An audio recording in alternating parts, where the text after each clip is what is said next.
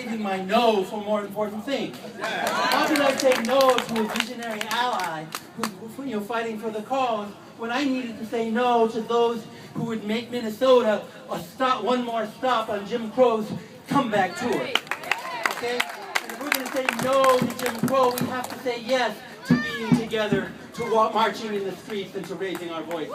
Now we're here in the name of Dr. Martin Luther King Jr., okay?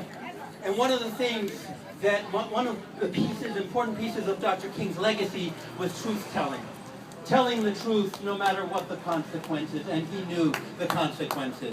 And acting on that truth no matter what the consequences, and he knew what the cost would be. When he came out against the Vietnam War, the Washington Post declared that he had outlived his usefulness. Do you think that he had outlived his usefulness for telling the truth? So we'll do a little exercise in truth today. I call it the vampire test. The vampire principle. When the sun comes out, the vampire hides his eyes. Why? Because it's his vulnerability. He has to protect himself. The light of the sun will damage his body irreparably. So let's apply that. Whenever we're attacked, we hide. We protect what's most vulnerable, don't we? So why is it that the right-wingers, the people who are promoting voter restriction, hide their true intent? It's their vulnerability. They're telling us their weak spot. And their vulnerability is to keep enough people from voting that they can consolidate power and lock the doors forever on the dark, on the poor, on the marginal. Not that we have a lot of voice in that system now as it is, let's be honest. But lock those doors forever and take us back to 1910. And it's not about the few percent, however many they keep from voting, right? Year after year. It's that by keeping a certain percentage of our people from voting, they get to consolidate power. They get the offices from which they can control redistricting congressional districts. From there, they get the executive offices that can appoint the judges and prosecutors who enforce the laws. So each step of the way, they get to put more padlocks on that door. Voter ID is just one little piece in that puzzle, but it's a key piece, it's an important piece. Now, it's customary when we come together in gatherings like this to say, we're all together, we got voices, let's send a message. We need to send a message, right? It's a good thing to do, we got some things to say. And usually, we're told to send a message to the White House, or to the politicians in Washington, or the corporate boardrooms, or the Koch brothers, or the political strategists, or the legislators in St. Paul. But I've got a different proposal. Let's send a message to where the power is. Let's send a message to where the real power is, where our enemies know that the real power is. Let's send a message to the back roads and waterways of the White Earth Reservation, to the alleyways of Lake Street, the fields of Owatonna, the halls of North High, the immigrant high-rises, the Cedar Riverside, and the little streets of Phillips Avenue. That's where the power is. When our message echoes from those places, then they hear it in Washington and St. Paul. They don't hear it so much, they hear it from the streets. So what is that message? Let's send the message that history tells us is the most powerful string of words in the world. Certainly the most powerful in English, and translated the most powerful one. It's a message that changes history when we use it, and when we use it with dedication and commitment. I know there's a page 2 here somewhere.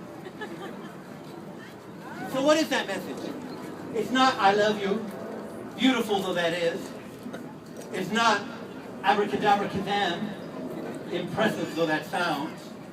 And it's not even, will that be paper or plastic? Inescapable though that seems to be. The message is, we've got your back. Can you say that? We've got your back. We've got your back. And our enemies know its power, and if you think about it, all of their strategies, every one of their strategies, is designed to keep us from saying those 4 words to each other. Every bit of what they do is to keep that out of our vocabulary. Because they can only prevail by dividing us. Because the power on the street can undo the power of an empire. And it often has. And those 4 words can cut through the smoke and mirrors and reduce their strategy to tatters. That's all we need to do. It's really not that complicated. It's not that complicated. We've got your back.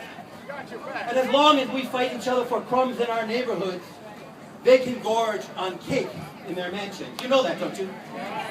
We've got your back. And it's not I've got your back. This is something we have to come together to say.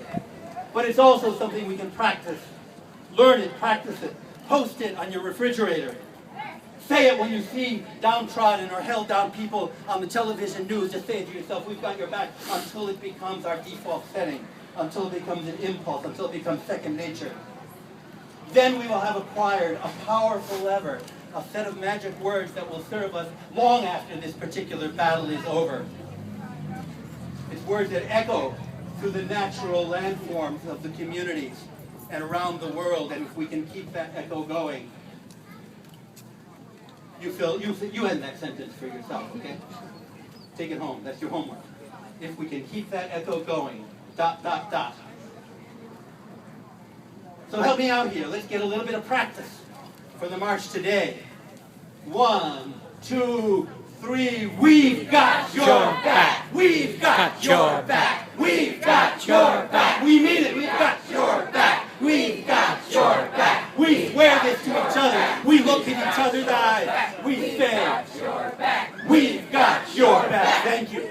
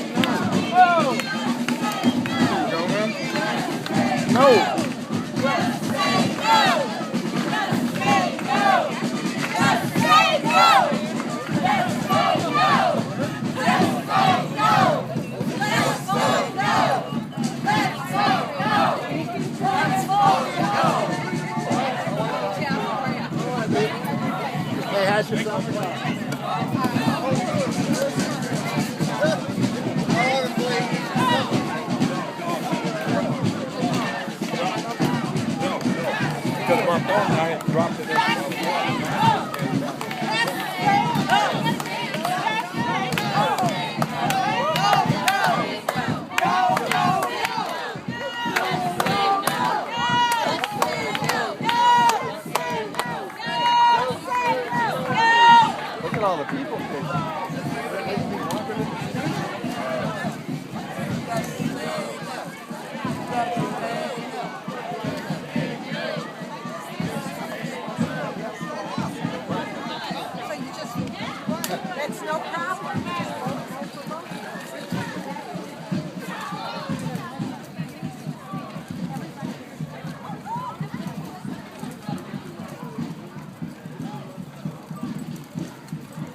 Stella.